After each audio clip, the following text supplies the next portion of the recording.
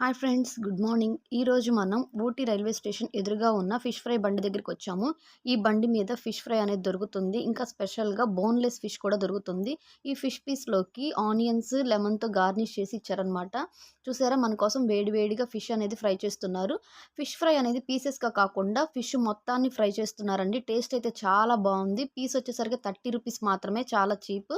ఈ వీడియో గనుక మీకు నచ్చినట్లయితే మన ఛానల్‌ని సబ్స్క్రైబ్ చేసుకోండి. Thank you for watching our video.